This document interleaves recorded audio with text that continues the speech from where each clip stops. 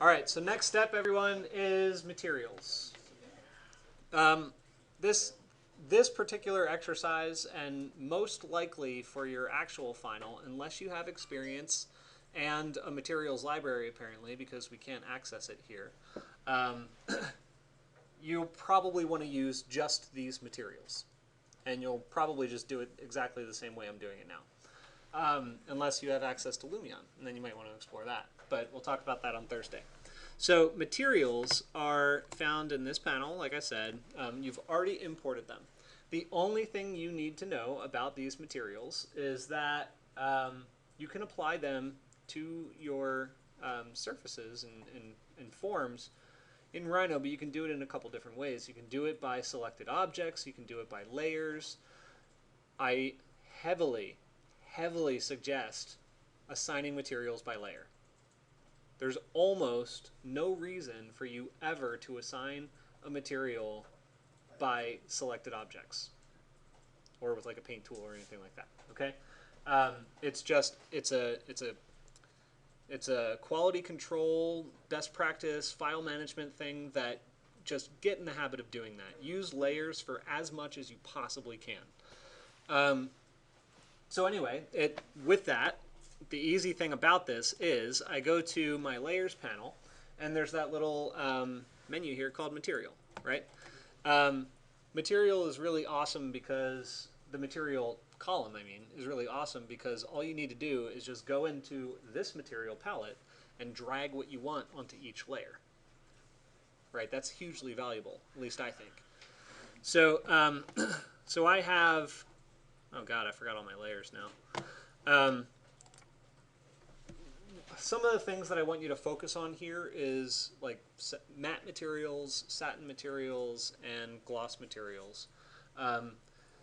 The things that I'm going to drop in here are kind of just trials, and when you're modifying these things, I want you to just modify the base color, and that's the transmittance color.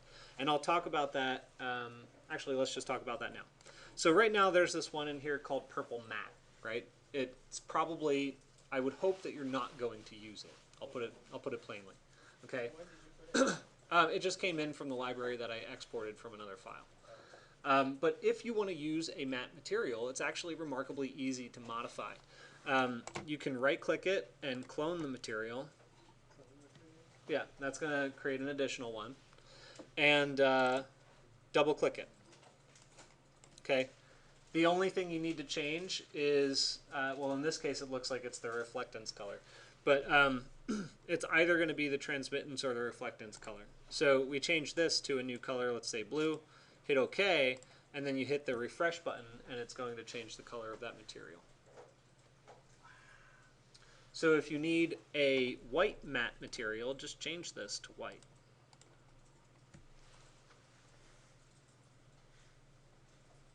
You shouldn't have to change anything else in these settings, unless you know what you're doing. Okay? So I can close that. I can just click down here and change this to white matte. Okay?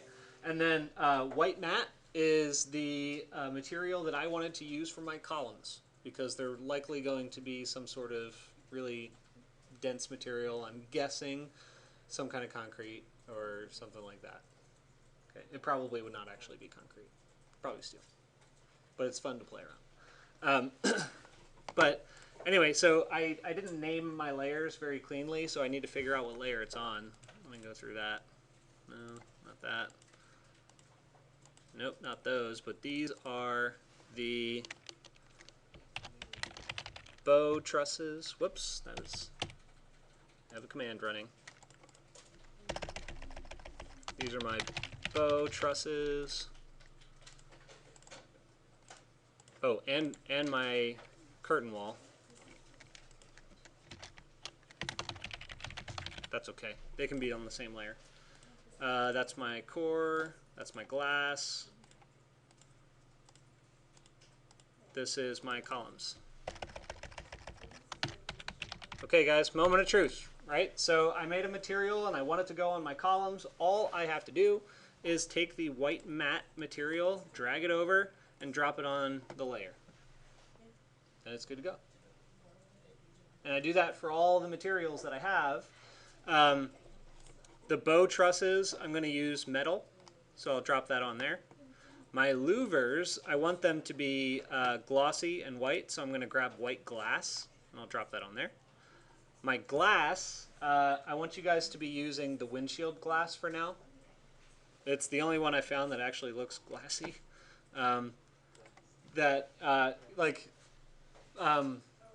So just the reason I have this library and why I want you to use these is because there are a lot of really great materials in what's called the MXM gallery here for Maxwell, but for some reason we can't access it on this network. I can't access it at home as well. Yeah? It's giving you trouble at home as well. That's weird. Because even importing it, like you can download the files and you can't import them into Maxwell right now. It's so weird. But anyway, so that's the glass I want you to use for now. It will do for this exercise. And then finally the core. The core is going to be a matte material because it's likely going to be concrete, chipboard, whatever's going to go inside the building. So put your white matte on there as well. And I don't think we have anything on those two layers. Ah, yes. So the default one is our site file. So let's call this site model. And I'm going to put a glossy, I'm going to put white glass 409 on that. I just don't know the difference between white glass and white glass 409, so I want to see. Okay. Let's see. I think that will do.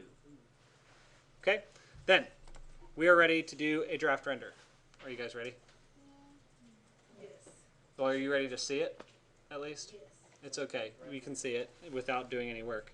So all we have to do here is go to render and render. It'll run, and then you'll sit, and it put it on the other screen, and it's going to do this. There it is. What do you think? Yeah. So it takes a couple seconds to initialize and get the first couple of passes on, but okay, it's going to take a lot of seconds before it does that. There it goes. All right. So that's sampling level 1. So, and you can actually measure the sample levels up here in the top left corner. You can see how long it's run for, how long it'll take to reach the next sample level, and how much time it's going to run to get up to 25 sampling levels. So right now it's going to take 118 hours. You guys have time, right? It actually will take that long? It will run for that long. It won't take that long for it to be of an acceptable level. Oh. Yeah.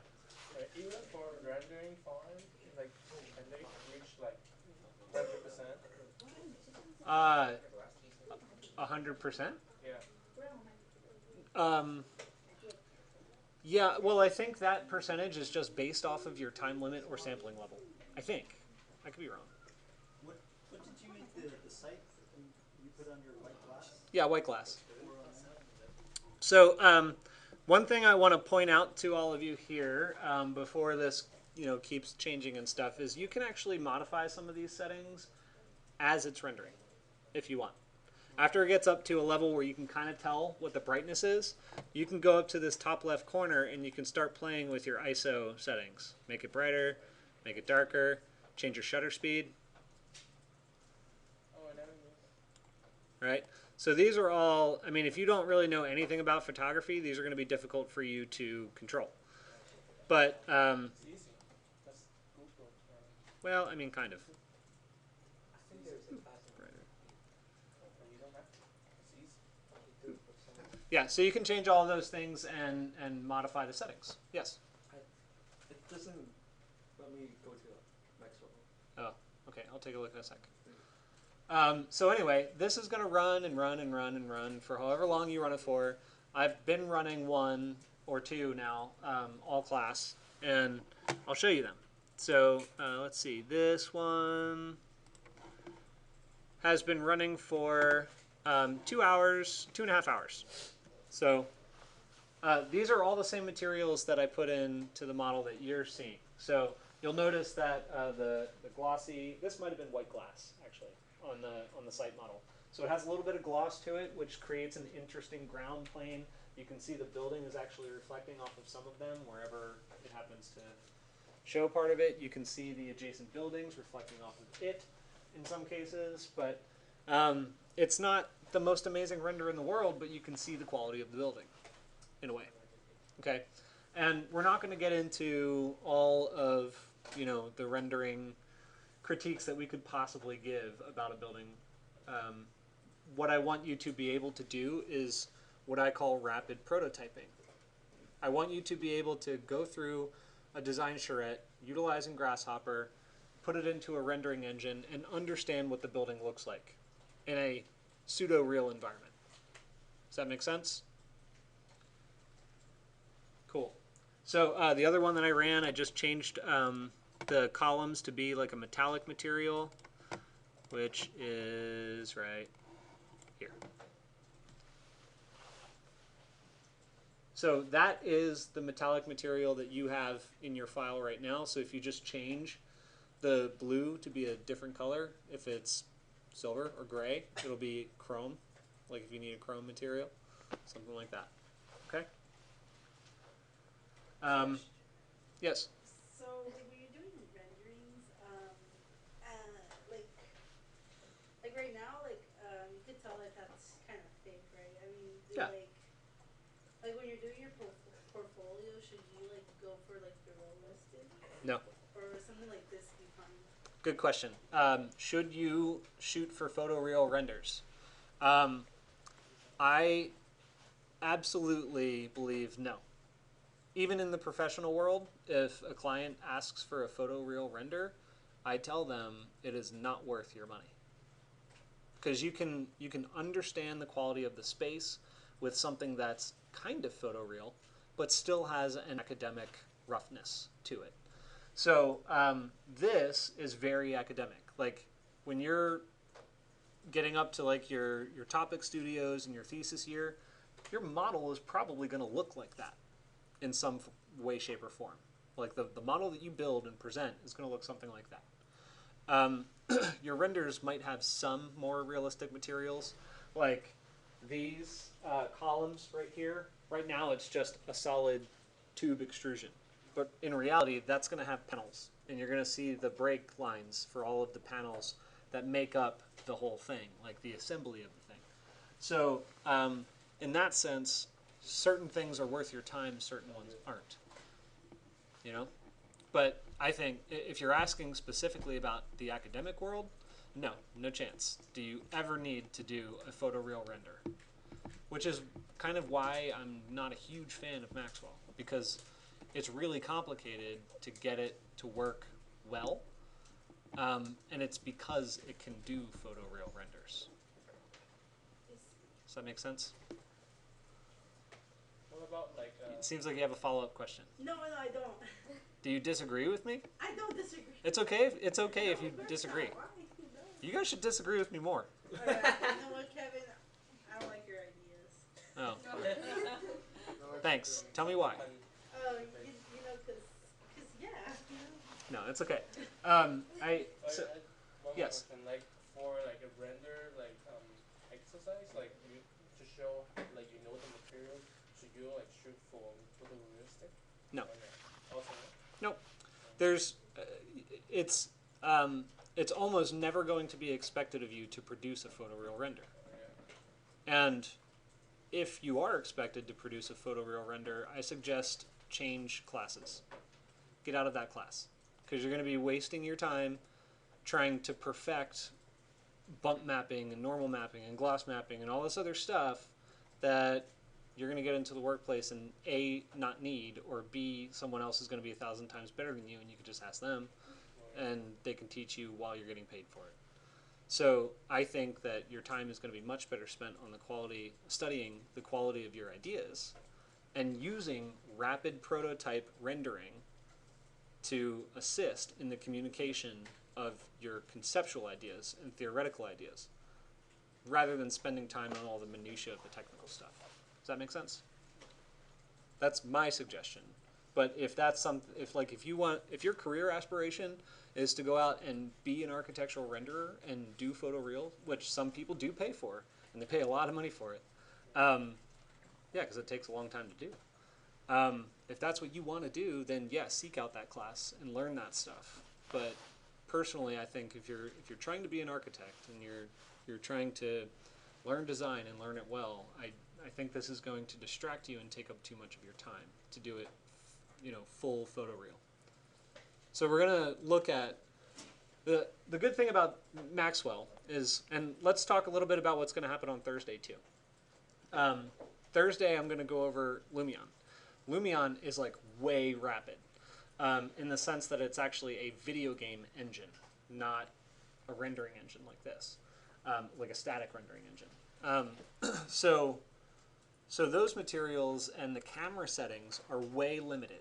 Like when you go and you set your camera settings, you have like you'll have like a lens angle.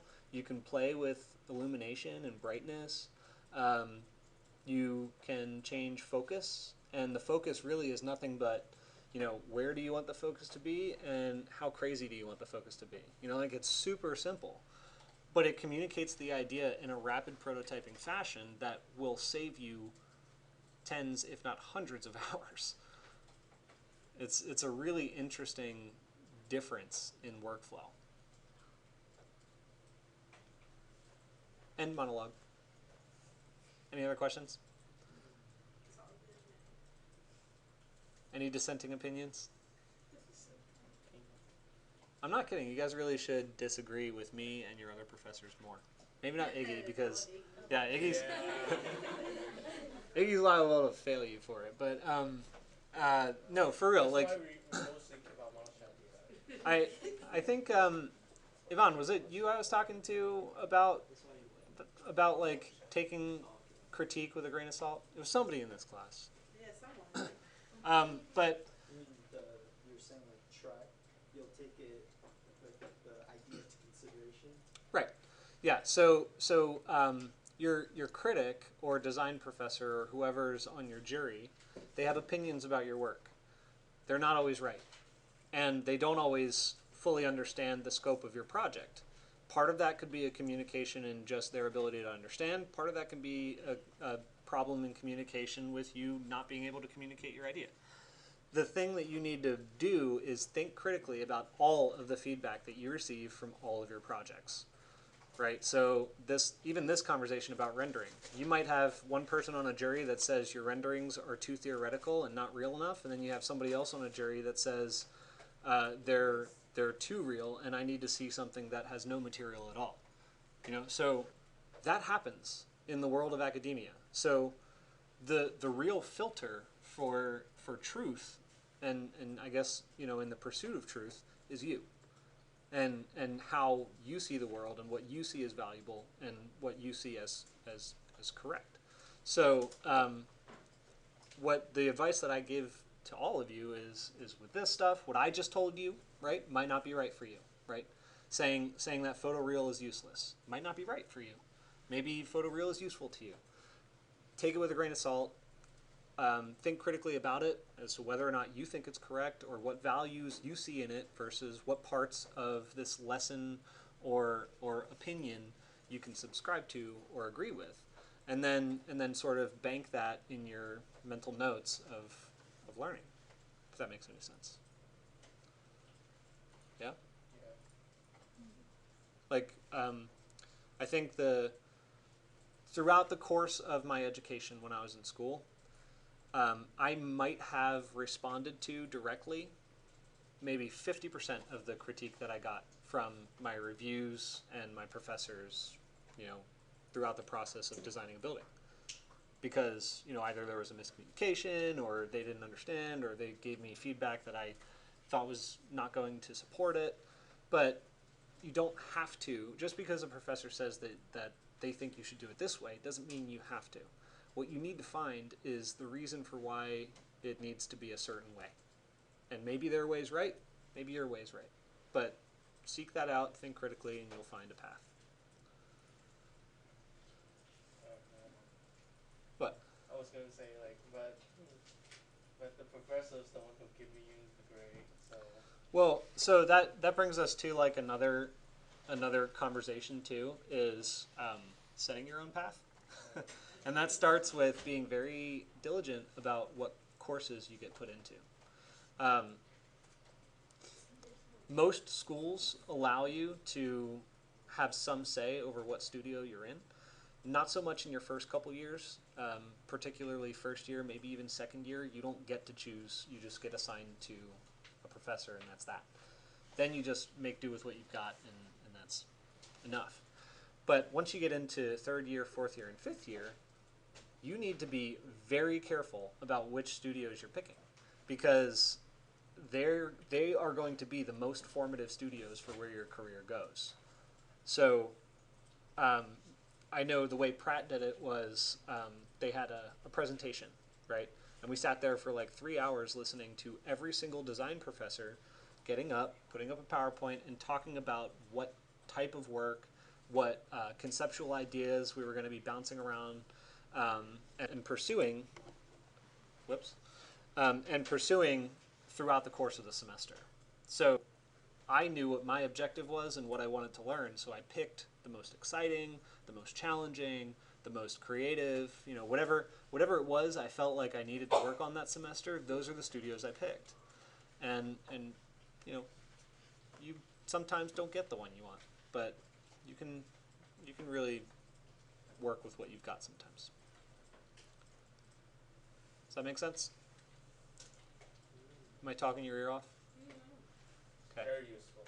Okay, cool. Yeah, well, I'm still recording, so YouTube people are going to be like, shut up, dude. All right. So that's all.